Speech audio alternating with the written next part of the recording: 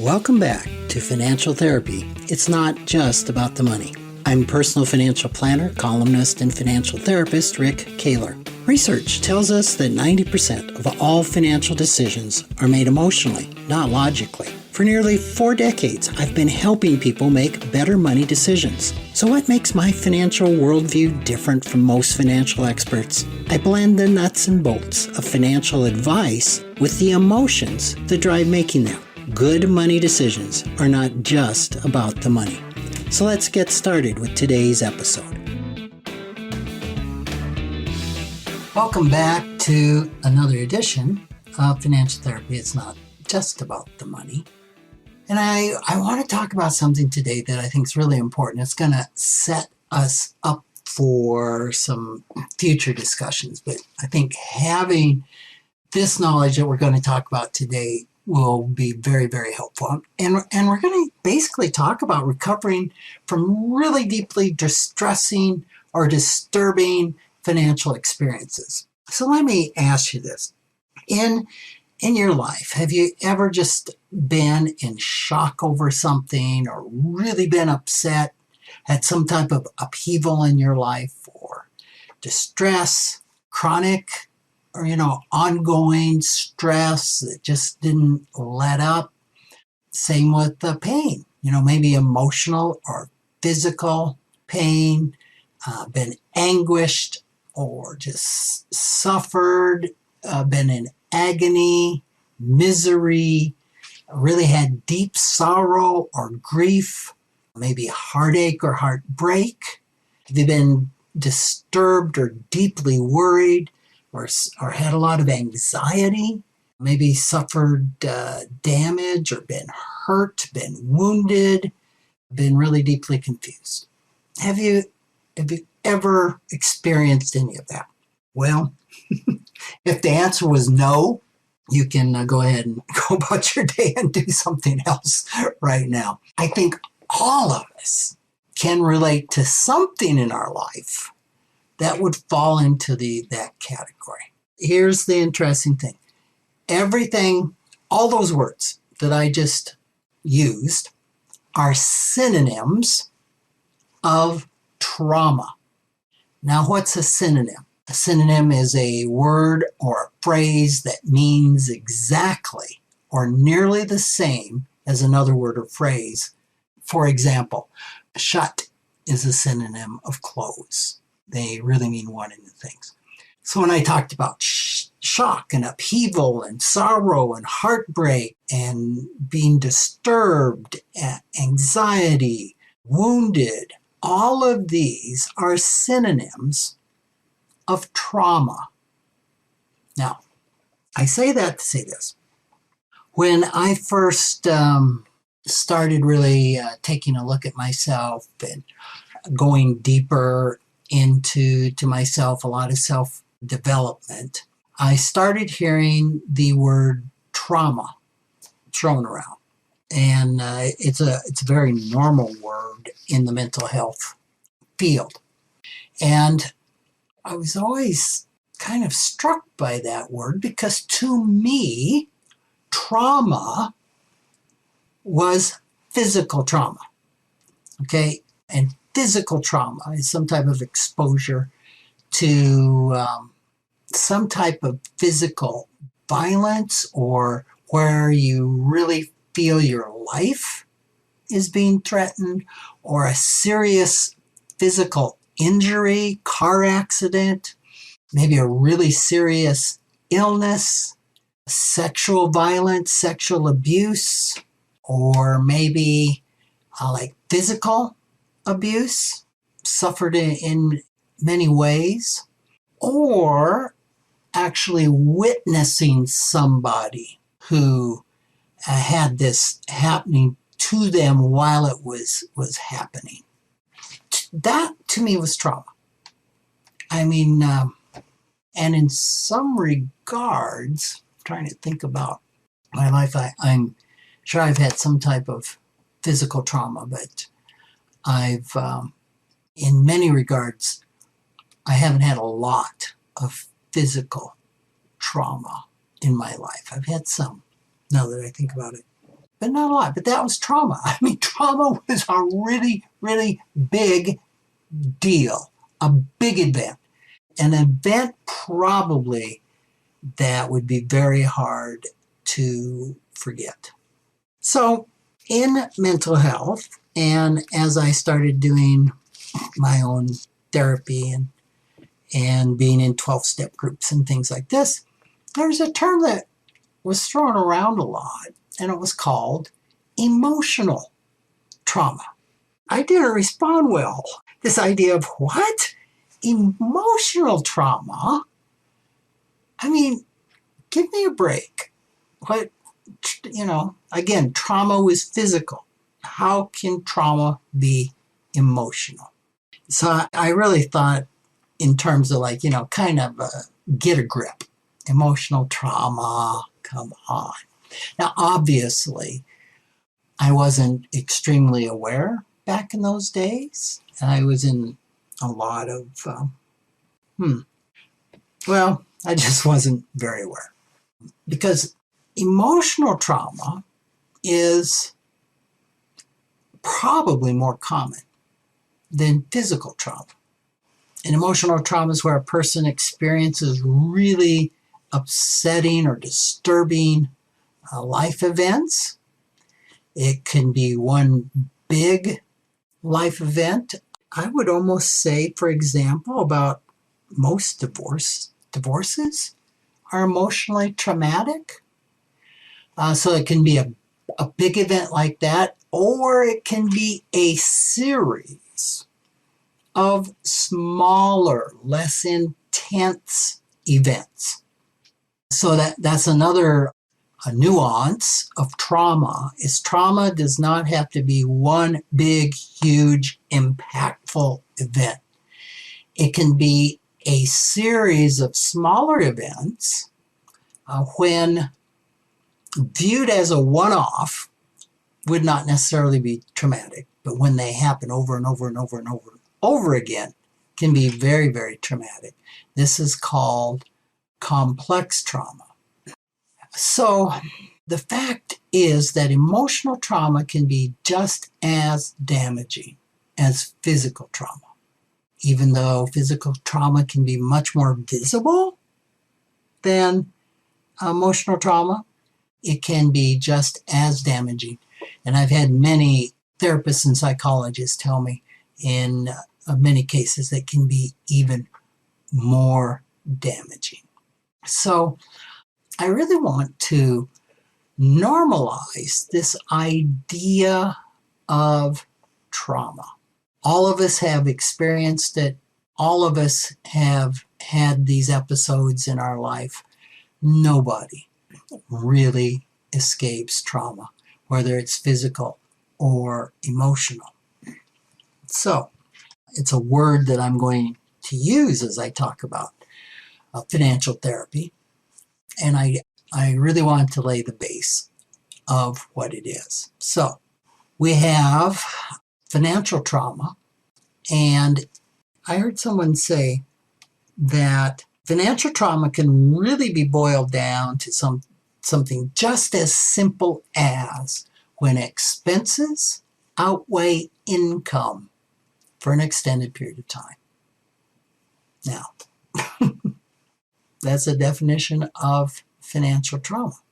So, for example, let's use some of these synonyms that we've just gone through and apply that financially. So, have you ever had a sudden economic shock or financial upset, an upheaval, or been in financial distress?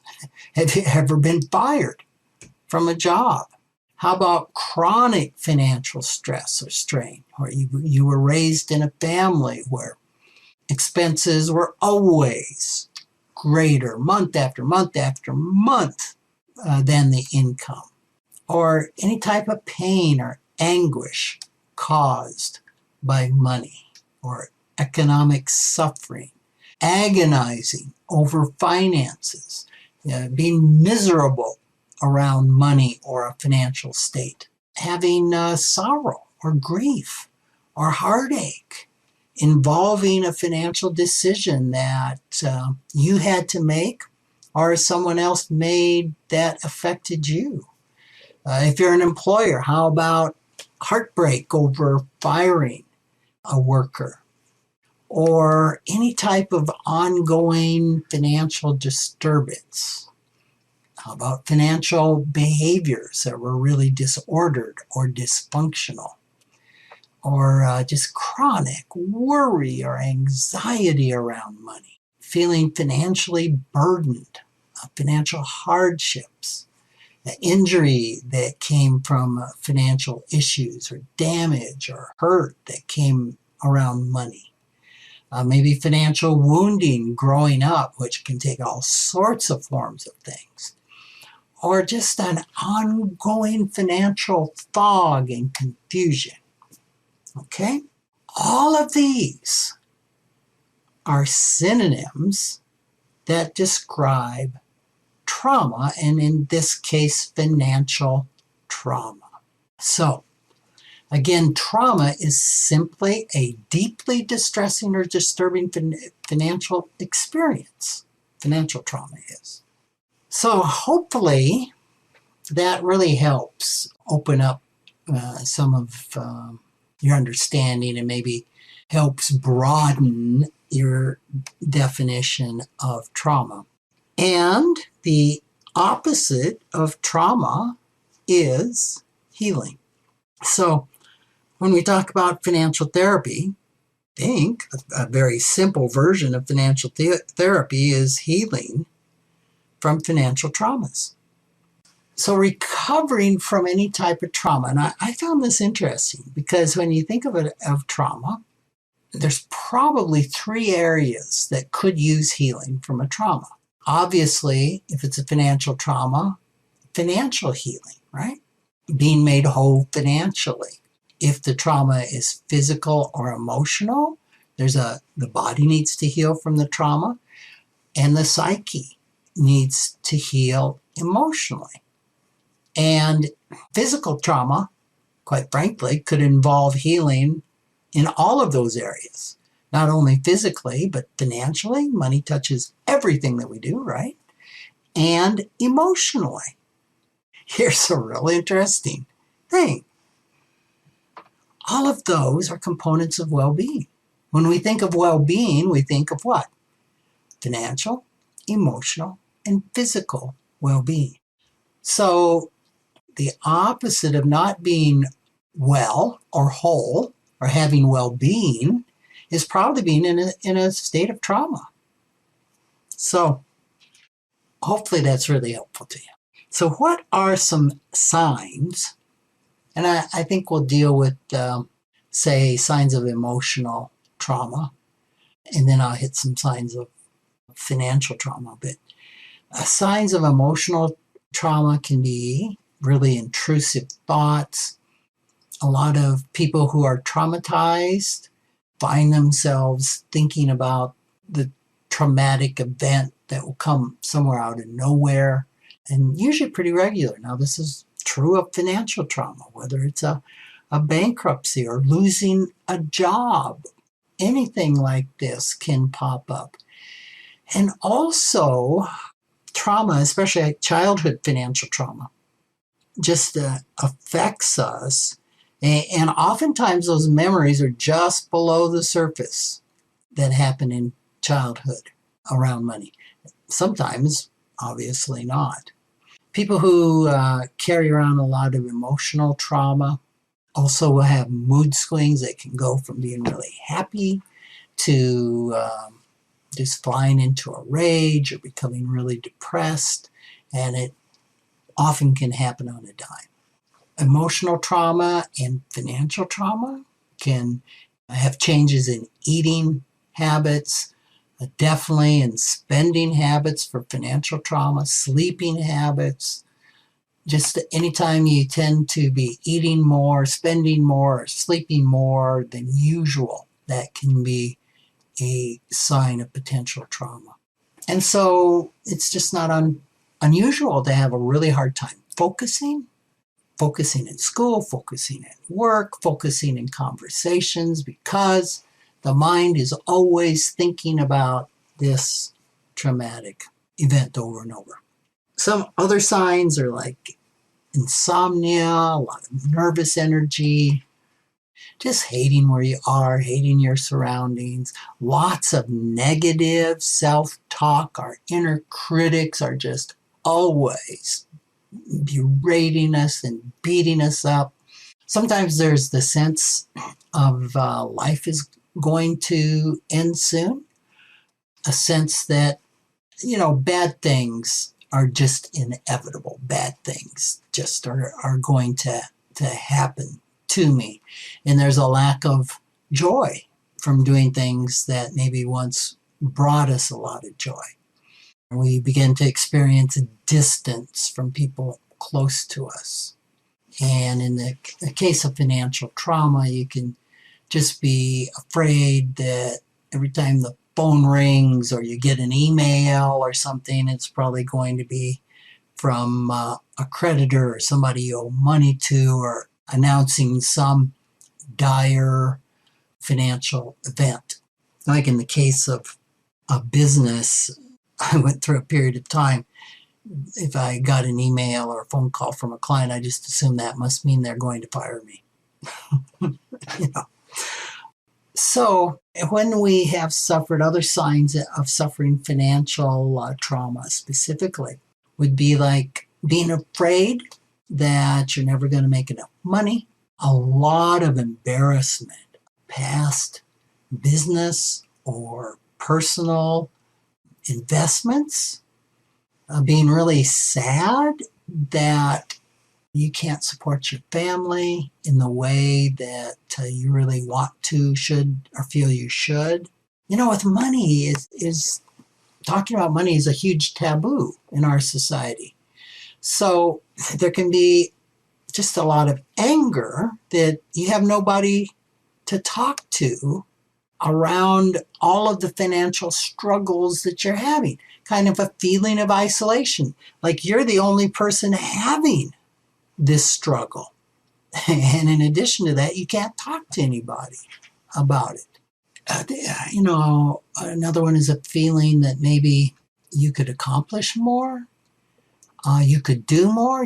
There's other people that are succeeding, but you don't know how to get there. You're afraid of wasting money, especially on yourself. You just, maybe you don't, the problem isn't that you're not making enough money, but you just have a terrible relationship with money. So these are all struggles that we can have around money, and they're a sign of financial trauma. Okay? So what we want to do is to heal from these traumas. We want to be able to have a great relationship with money. We want to be in a place of having enough in our life, healing from past embarrassments, understanding that financial embarrassments are common and everybody suffers from them, that we're not terminally unique in that area. And here's a big one: dropping the shame that just surrounds money. The shame that surrounds financial trauma. It's huge. The shame is just so predominant. Like, when I say that money touches everything we do, I think shame touches everything that money touches. Money in itself is not shameful, but it is the shame that's projected onto money, and the shame that can be just so woven into our emotions, our psyche, our money scripts. So hopefully this was helpful, and I'm going to get into talking more about financial therapy and ways that we can heal from the financial trauma. because that is what it's all about. We want to become well. We want to become whole, right? And we want to live in a state of well-being, financially, emotionally, and physically. So that's why I often say that I think I'm more in the well-being business than any other business. Hopefully this has been helpful, and I look forward to bringing you more on healing from financial trauma in future episodes. So thanks and take care. Thanks for joining me, Rick Kahler, for another episode of Financial Therapy. It's not just about the money. This is where I combine the nuts and bolts of financial advice with the emotions that drive making them.